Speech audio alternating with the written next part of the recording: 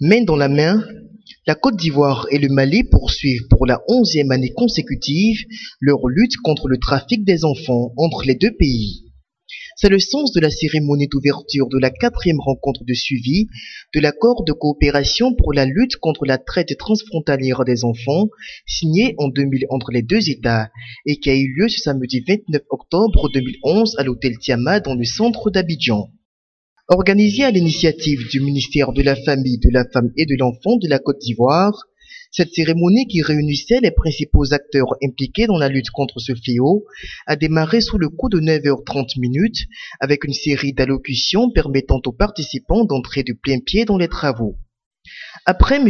Amoko Michel, représentant du premier magistrat de la commune du Plateau, qui a réitéré l'engagement de sa collectivité à contribuer davantage à la réussite de cette rencontre, c'est la présidente du Parlement des enfants de Côte d'Ivoire, Mademoiselle Aude Boukéi, qui a fait des propositions édifiantes allant notamment dans le sens de la sensibilisation des milieux scolaires et de l'institutionnalisation rapide du Parlement qu'elle dirige, de sorte à lui offrir le cadre juridique nécessaire pour son implication efficace dans ce combat de premier ordre.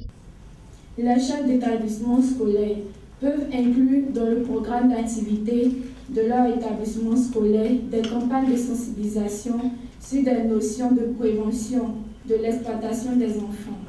Pour sa part, la représentante adjointe de l'UNICEF a vivement salué l'engagement des deux ministères, ivoiriens et maliens, en charge de la famille et de l'enfant, qui donne à espérer d'une avancée sérieuse dans l'éradication de ce trafic pernicieux. Intervenant à sa suite, Madame Konaré Mariam, ministre malienne de la promotion de la famille, de la femme et de l'enfant, a rappelé les actions entreprises par son pays en vue de freiner ce fléau, avant de réaffirmer la détermination qu'est celle de la République du Mali à démontrer encore plus d'abnégation pour l'aboutissement de cette noble lutte. Quant à la première responsable du ministère de la Famille, de la Femme et de l'Enfant de Côte d'Ivoire, la ministre Kofi Raymond, elle a mis un accent particulier sur le bilan de la Côte d'Ivoire en la matière, bilan qui se traduit essentiellement par l'adoption de lois interdisant toute activité pouvant porter atteinte à la dignité des enfants. Mesdames et messieurs, si les campagnes de sensibilisation, les interpellations, les rapatriements, la formation et la réinsertion des enfants victimes ont constitué les stratégies de nos deux pays, je voudrais signaler que la Côte d'Ivoire a particulièrement mis un accent sur le renforcement du cadre juridique national. Cette disposition s'est traduite par la ratification des conventions et instruments juridiques internationaux relatifs à la protection des enfants, à savoir le protocole relatif à l'utilisation des enfants dans les conflits armés, le protocole relatif à la vente d'enfants, la prostitution des enfants et la pornographie mettant en scène des enfants. Des interventions bien inspirées qui ont renforcé l'optimisme perceptible chez les participants, sentiment d'ailleurs réaffirmé par les ministres à la pause café, précédant le démarrage des travaux proprement dits. Alors, est-ce que vous êtes optimiste après les premiers mots de cette rencontre? Très optimiste parce qu'en voyant l'engagement de nos deux États, l'État de Côte d'Ivoire et l'État du Mali en matière de protection de l'enfance, déjà je suis rassuré qu'effectivement de bonnes résolutions pourront être prises lors de ce débat.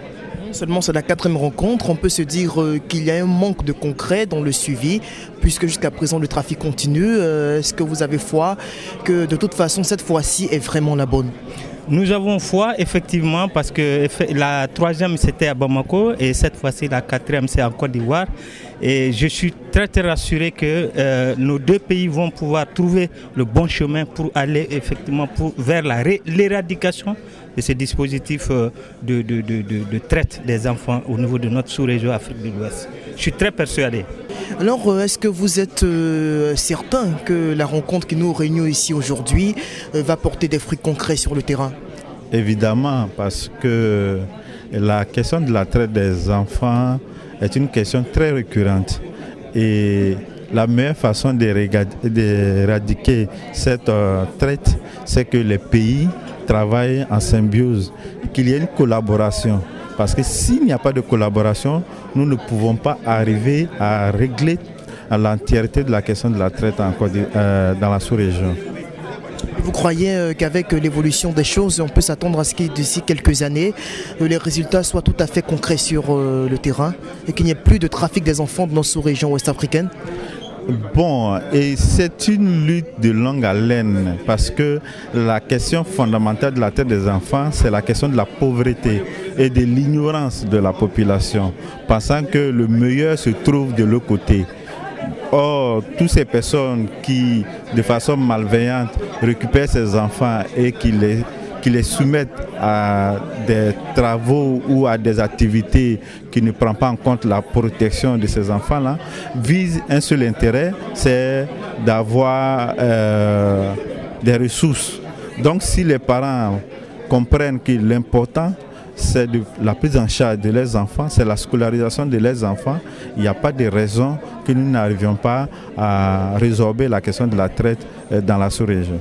Alors, est-ce que vous croyez que ces travaux-là vont porter des résultats concrets sur le terrain en matière d'éradication du trafic des enfants? Ben, j'en suis certain. Donc, ma collègue, Madame la ministre de la Famille et de l'Enfant de la République de Côte d'Ivoire est à côté de moi. Et je crois qu'on a fait de grands pas depuis qu'on a commencé cette convention. Et la convention se justifie en ce sens que beaucoup d'enfants maliens venaient travailler en Côte d'Ivoire ici, dans les forêts, dans les cacaoteries. Et là, il a été vraiment salutaire de faire un accord pour que ces enfants qui allaient travailler dans ces circuits-là soient également protégés, qu'ils ne fassent pas l'objet d'exploitation également. Donc c'est par rapport à ça qu'on avait conclu une convention. Et également, il y avait l'exode de l'autre côté également des Ivoiriens au Mali dans d'autres domaines. Et je pense que cette convention actuellement a fait de grands pas et nous en sommes à un résultat assez probant qu'on va déclarer lors des travaux ici. Donc nous continuons la convention pour que ce soit carrément éradiqué, qu'il n'y ait plus d'exploitation des enfants parce que c'est l'avenir de nos deux États. Ce qu'il y a à craindre, c'est qu'avec la pauvreté grandissante, cela peut contrarier vos efforts. La pauvreté y est pour quelque chose, parce que pour quitter sa famille, il faut des raisons fondamentales. On ne peut pas parler d'exode des enfants sans parler de pauvreté, d'exploitation sans parler de pauvreté, parce que c'est l'exploitation économique également.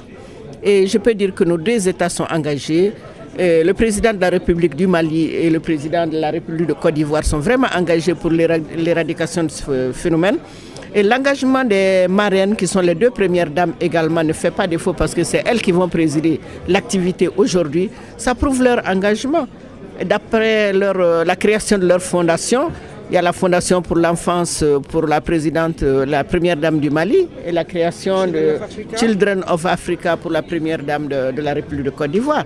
Donc c'est leur engagement maintenant qui s'est manifesté et qui s'est concrétisé par cette rencontre ici. Et c'est elles qui vont parrainer l'activité pour nous montrer le chemin, nous donner des conseils à suivre dans le domaine.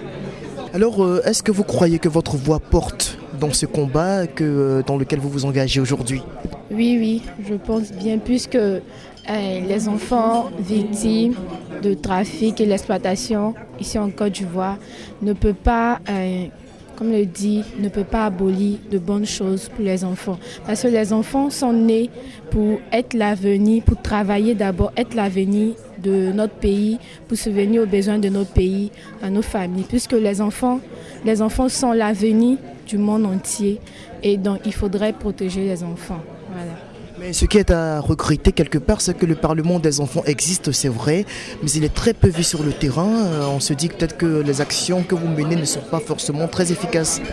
Il faut dire que le Parlement n'a pas de budget pour pouvoir bien fonctionner. Sinon, lorsqu'il y a des cas, des enfants victimes, le Parlement intervient. Seulement que le Parlement n'a pas de personnes, de ressources pour pouvoir faire ce qu'il veut. Voilà. Notons que cette rencontre est prévue pour s'achever ce lundi 31 octobre prochain, mais cette fois avec la présence effective des premières dames des républiques sœurs de la Côte d'Ivoire et du Mali.